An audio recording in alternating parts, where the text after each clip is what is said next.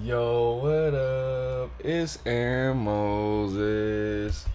Gang, in this video is another Dave Ramsey reaction, man. Now, if you don't know who Dave Ramsey is, Dave Ramsey is I'm just gonna call him a financial coach. He has a show where people call in and they complain about their lives, mostly pertaining to finances, money.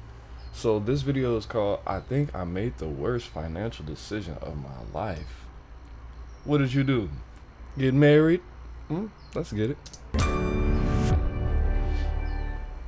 nigga's Allison's definitely with us in Tampa, Florida. Hey, Allison, what's up? Tampa. Hi, pleasure to be speaking with you today. I'm calling because I think I made the worst financial decision of my life. Uh-oh, what'd you do? I am trying to get out of my timeshare. Oh, you did. Oh, you made a timeshare. Listen.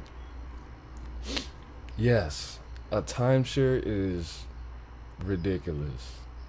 Don't ever, and she sounds like she's married. And if she's married and she bought a timeshare, her husband's either weak as hell or she snuck around and did it without, I'ma just say it, without his permission, without his consent. She was either listening to her side dude, she's cheating on you, or she was listening to her stupid ass friends that's not even married. poor decision. I know. That's a nice shirt, It's Dave. legalized fraud. Hold on. Oh, where did you buy a timeshare? I have to close the window. In Florida. In Like Orlando. what state? Yeah. Or what company? Where? Well, I bought it in California. in California. What? What company? You bought a timeshare across the third biggest country in the world, in the second most expensive state to live in. That's smart. It's Wealth Financial. Oh my gosh. Okay. Oh, how long ago did you buy it? 5 years ago. 21. Wow. Just had a 4 years ago. I was close. See? I'm on it. weak moment, huh? Yeah, and my fiance and I are just now. Fiance. You about to make it. Well, it's not going to be a bad financial decision for you. It's going to be a bad financial decision for him. Trying to save for our first home. Red So flags. it's really just like You dawning on me you how still owe stupid I was money on this for- thing? Yes. Oh yeah, are you kidding me? Oh yeah. No, I'm not kidding you. And I've really tried. I tried everything, contacting them. They have reiterated to me many times they have no deed buyback programs, and I cannot sell or transfer the loan to anyone until the loan is fully paid off. That's true. Yeah. Yeah. Oh, it's a horrible, horrible industry. It's just the worst. Like I got the two calls feel back like to I back. I got sold whole my life. I got soul. whole life. Bro, listen to me, bro. I'm not the wisest man in the world, but I have strong instincts and great intuition. Let me tell you a story about a timeshare, bro. So, when I went to, I believe I was about 9 years old. I went to go visit my dad in Atlanta with my auntie and my sister. We drove to Orlando and went to Disney World. It was pretty cool. Space Mountain, bussin'. Now, during this trip, we went to a timeshare event. They rented out the whole this room in a hotel. Not a small room, but it was a big event with like 200 people. When they were discussing what a timeshare was and how much it was going to cost, and I understood the concept, I was kind of, something just didn't sit right with me. And I kept looking at my dad like, bro, don't do it. Don't do it. I didn't know anything about, I'm 9, bro. I didn't know anything about investments. I didn't know anything about real estate. When they mentioned how long it was gonna take to get the money back, you gotta understand, I'm 9. So I have to do math homework on a daily basis. My dad is a social studies teacher. He's pretty good at math too. And if I was 9, my dad was like 30. So he wasn't. You're really not a man until you're like 35. A lot of times. If you don't get that man training on a daily basis, life is not going to allow you to be a man before 35 because that's just not how it works. I knew that timeshares were some BS since 1999, bro. It had to be 2000 if I was not. I was born in 91. I've known that timeshares were some BS for 25 years when I heard of it at the age of 9. Now, maybe if I would have heard about this, it just doesn't make logical sense. I'm not going to go through why. You look it up. You do the research. You don't have to believe me. You don't have to believe Dave Ramsey. You don't have to believe this woman that's in excruciating financial pain right now. You do the research. And the next call has to be about payday lenders. I mean, this is like the whole life to timeshare to payday lenders. We're gonna have to get his blood pressure machine in here. Oh man, I'm so sorry. Healthy. Yeah, you're just. How much do you owe on the stinking thing? Let's hear it. Let's hear it. About $14K. Oh my gosh. So what'd you do? Go out there and stay like for free, and they put you in a room and wouldn't let you out till you bought, or how'd that work? Didn't I tell you? No, we were at an amusement park, and they, What did I just say? We were at an amusement park.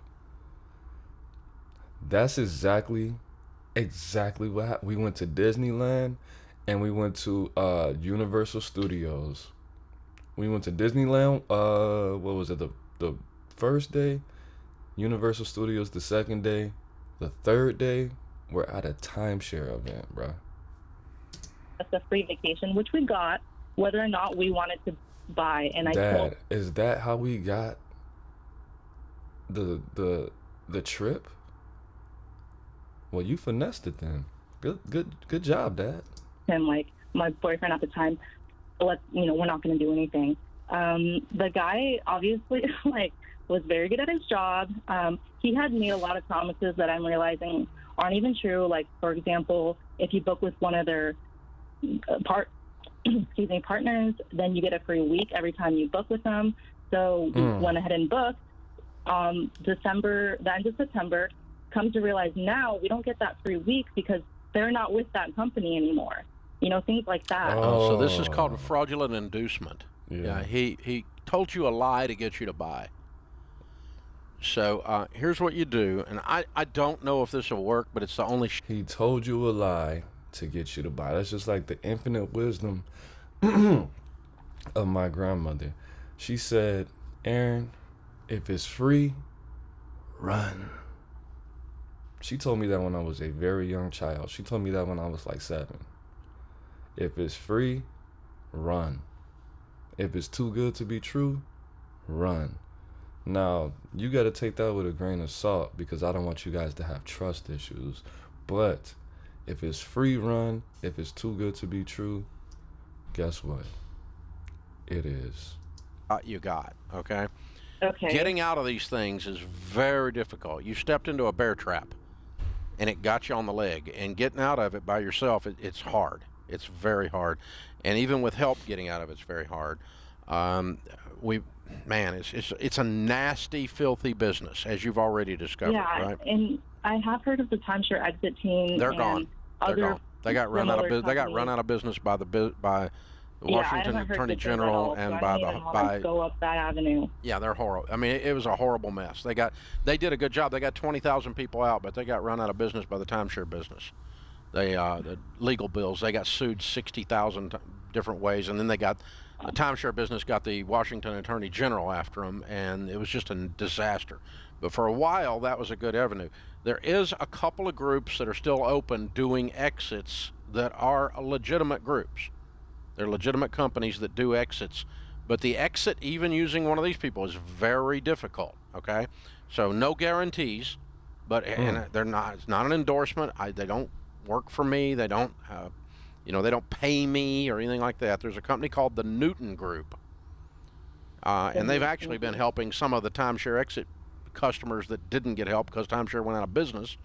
They're trying to help some of them too. But the Newton Group at timesharetruth.com. And they've been here to our offices. We've met with them. I met with Mr. Newton and with several of the lawyers that are on his staff. They're good people, but they will look at you in the face and say, getting out of these things is very difficult, but sometimes they're able to pull it off. But no promises. But that's what I tell you. Sometimes no promises, no guarantees. He said that multiple different ways. Take heed. Take heed.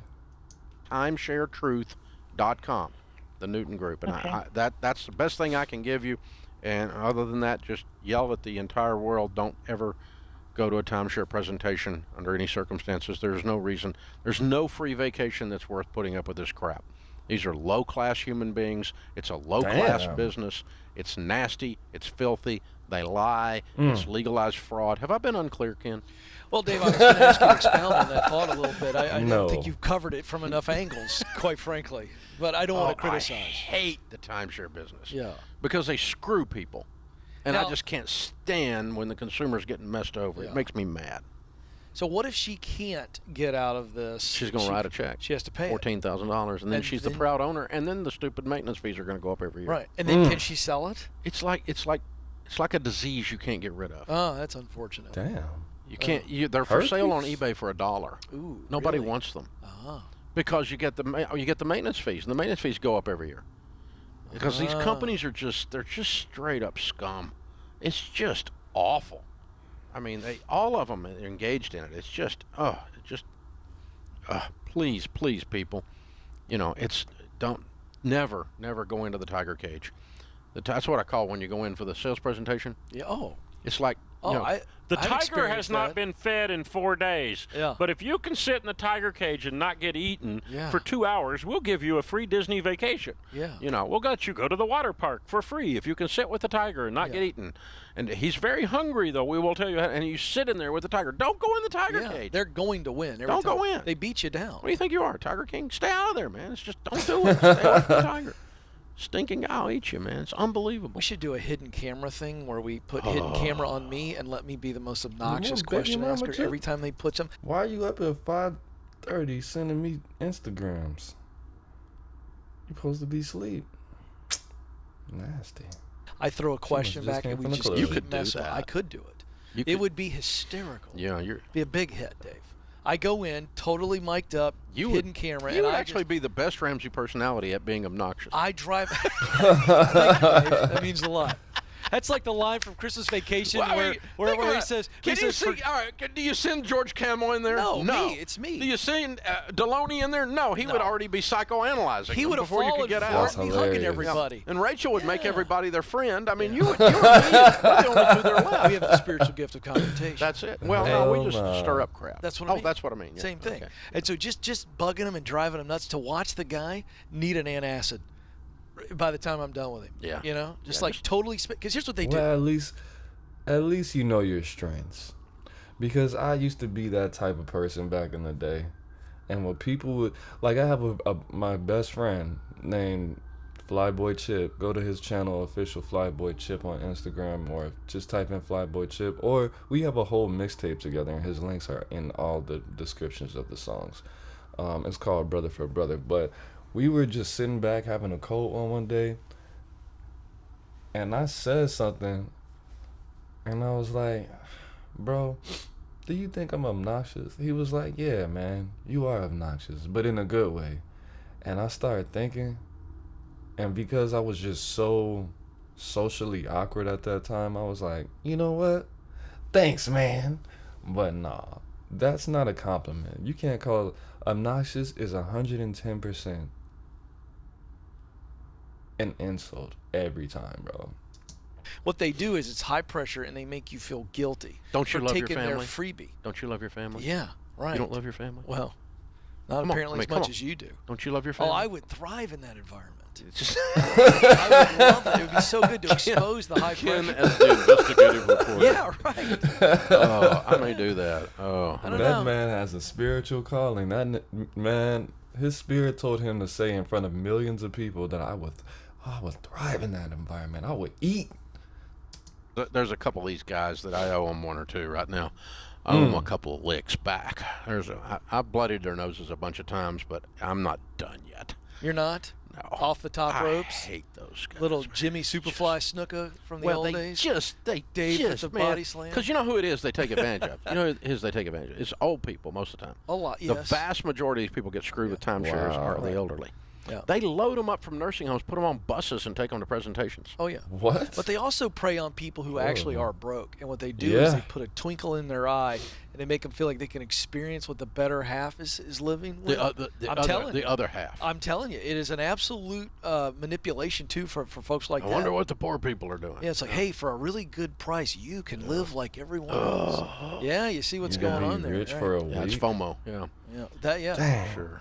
Oh my gosh. Yeah, and if you loved your family, you'd spend time. And now that I think about it, my dad was pretty broke, bro. My dad's been broke for like probably 3/4 of his life, and he's like 53. So this is when he was 30, and my auntie Marquita was probably like 20. I don't even know how old she is right now. I think she might be like, she was a teenager in the 90s. So she's probably like right now 40, let's say 43. She was like early 20s. She was probably like 23 her damn self. Damn. With them on And I was vacation. wondering, like, we're going to Disneyland. Number one, you just flew us from Chicago. Or how did we get there? Did we fly? I think we drove. Drove from Chicago to Atlanta, from Atlanta to Orlando. And then we went to Disney World and Universal Studios, stayed in a hotel, ate good, went to this timeshare thing, and then went back unscathed. I knew somebody had to pull a kick though, man. Somebody was scamming in this situation.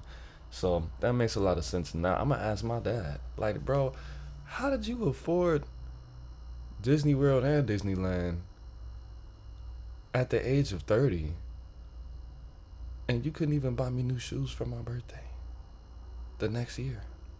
Anyways, it is maybe because the trip, I don't know. It is what it is. It's not what it's not. It's Moses. Make sure you like this video, man. I'm the band, you the band, we the band together. Don't worry, I'm about to get a light real soon. I just got my check. I'm about to get another light. Make sure you like this video. Peace.